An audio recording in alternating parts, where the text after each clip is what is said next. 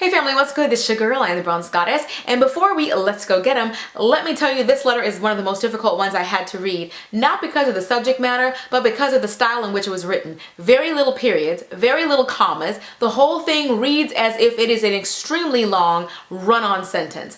And I will do my best to auto-correct it as much as I can while I am reading it, and it will be choppy. Just be assured that it's choppy because it is written that way. I just wanted you guys to know that in advance. Alright, with all that being said, let's go get them. I need your help. I'm a 22-year-old recent college graduate and engaged as of July 4th of this year to the love of my life after 3 years of dating. After college as of May 2014, which I attended in New Orleans, I decided to move back in with my parents for a year before medical school in Atlanta, and also tried to work my way at the top choice of my medical school, which is Morehouse School of Medicine. Anyway, my fiance graduated a year ahead of me from the same school and decided to stay in Louisiana, and God had blessed him right away by allowing him to find a job 2 weeks after graduating, which allowed him to buy a house at 22, in which he moved his mother into because his older brother could no longer take care of her. He was having some issues that he was working on. The problem is this: he is very insistent that I take a year off and live with him. Although I was against the idea, I was willing to compromise because our situation was unique, in which I had to go to medical school and we'd be separated for 8 years. 4 years for medical school and 4 years for residency. I was on board until I found that neither my parents nor his mother supported the idea. We both come from Catholic backgrounds and his parents are not having it at all. His mother told me that although she does not agree with it, she has to respect her son's wishes because it is his house. I think my parents are even more against it because they are African and it is a no-no in our culture to live together when you are not married. I told my fiance that to keep the peace, I will live with my parents, work and visit him in New Orleans every other week or every 2 weeks. At first he was okay with it, but yesterday he told me he could no longer pretend that he was okay with the fact that we would not be living together. He always says that I have to summarize it from right here. He doesn't want to be separated for 8 years.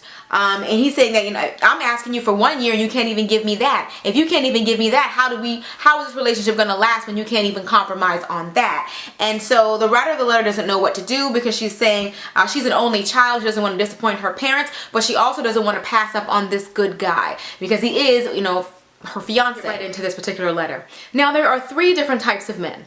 The first type of man is he loves a very independent woman. You know, he loves the fact that you got your own house, you got your own car, you got your own everything. He loves that, an independent woman. He loves the fact that you're all about your career and all about your business, and he is excited about the idea of getting his equal, at least career-wise, or at least as far as ambition. Then you have another type of man who's kind of old-fashioned in his beliefs. He wants to be the one who's the breadwinner. He doesn't mind being out there working and taking care of his family, but he wants you to be the one taking care of the house, taking care of the kids.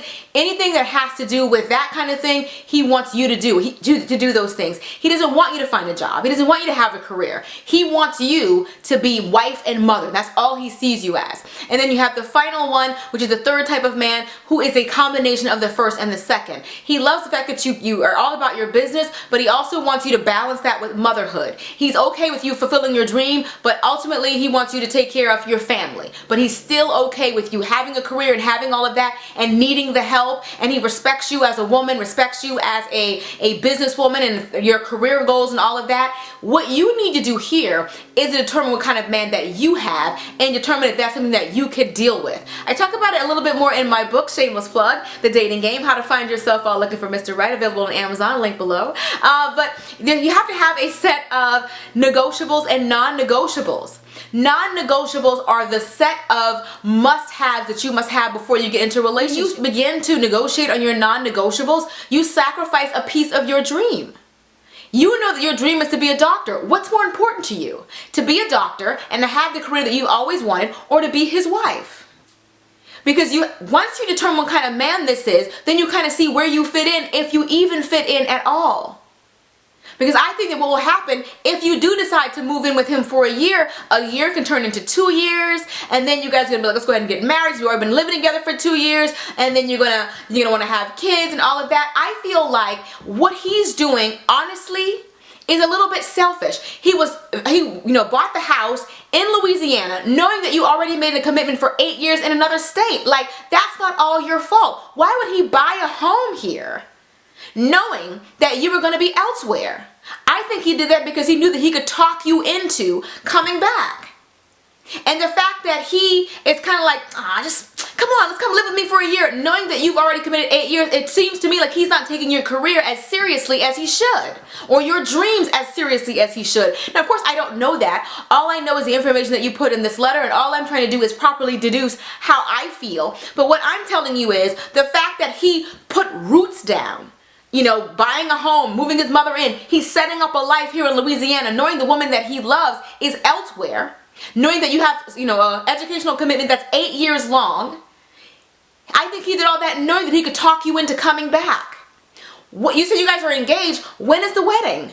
Are we talking about the wedding, or are we only talking about is you moving in?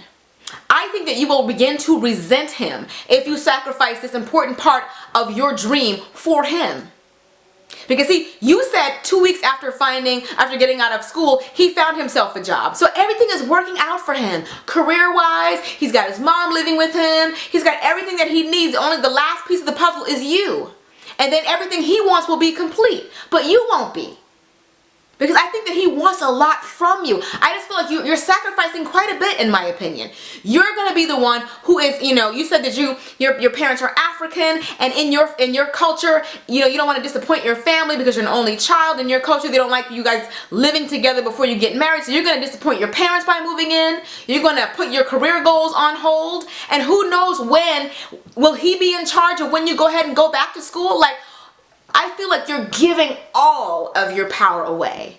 And I feel like he's trying to dictate to you quite a bit. Now, don't get me wrong. I'm not saying that he doesn't love you. That's why he wants you there. He does love you. But you need to decide if, your career is more important than this relationship. Because I got to keep in mind the fact that you're 22. And I know when you're 22, don't get me wrong, I've been 22 and in love too. And I know you think that who you're with is the person you will be with forever. But you have a lot of life ahead of you. Do you really want to sacrifice your goals and your dreams for this? This is a lot. It's not like you're just going to be with him. You're going to be with him and his mother in a state that you didn't want to be in. Making your parents upset with you and putting your dreams of going to college on hold for a Lord knows how long. He says a year, but honestly, I don't believe him. Because after the year, or once you get close to the year, he's going to say, why not make it 2 years? Or let's go ahead and get married. You've already been living together. I think he's going to keep on talking you into things. And you're going to keep sacrificing piece after piece after piece of your dream. And you're going to look back at your life and be like, what happened here? This is not at all what I thought my life was going to be.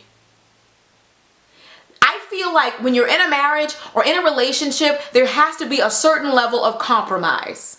But there also must be a certain amount of non-negotiables. Like I said, I talked about it in the book. If this is something that you refuse to budge on, then it can be that. You don't owe anybody anything. If you say, this is what I've always wanted to do, and the man for me will support this dream, then he may not be the man for you. Like I said, I don't know that. That's what you should be praying to ask God to tell you. Always have to do this. Will he always tell you what you can and you cannot do? Will he always think that your dreams aren't important? He's already done everything that he wants to do. When do you get a chance to do that? I feel like he knew he could talk you into doing what he wanted you to do. And isn't that what he's doing? You're considering it, or you wouldn't have been writing me. I say, stop listening to what he's telling you and start listening to what God is telling you. I say, pray about the situation. And I hate people when they say, I prayed about it. No, sometimes in life, you must pray without ceasing. If you really, really, really want an answer from God, sometimes you have to continue to pray. Everything is not a one prayer and it gets done. This is not a one-pot meal right here, okay? Sometimes you have to continue to pray. God, I'm just praying about this thing. God, I'm coming to you again today, Lord. I'm coming to you again today, Lord. I need a sign, God. I need you to let me know, God. I need you to let him show me who he really is. If he's pretending to be someone that he's not, I pray that he gets tired of pretending. Let me see his true intentions. Give me a sign. Show me. Show me in a dream if you have to. But let me know. I don't want to make any major decision without you being involved. So, Lord, I'm involving you. Help me to make the best decision for my future. Because I know that you know the end from the beginning. So I'm coming to you now. Before we even get started, let me know. Save me from the heartbreak. I'd rather have a little heartbreak now than a lifetime of heartbreak later. So Lord, spare me. And if it's not meant to be, Lord, heal my heart. Help me to move on if that's what's necessary. And if this is just a momentary thing and this is all a part of your plan, make that plain to me. Don't just tell him what plans you have for my life. Lord, tell me. What would you have me to do? Pray without ceasing.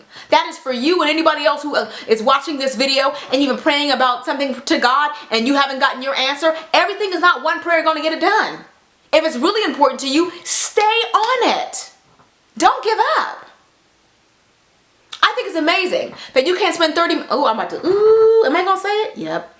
I think it's amazing that you can tune in to Thursday night TV and watch all these shows and give these people 2 hours of your life, but you can't give God an hour or two of some prayer or something that can affect the rest of your life. I said it. And I mean it too.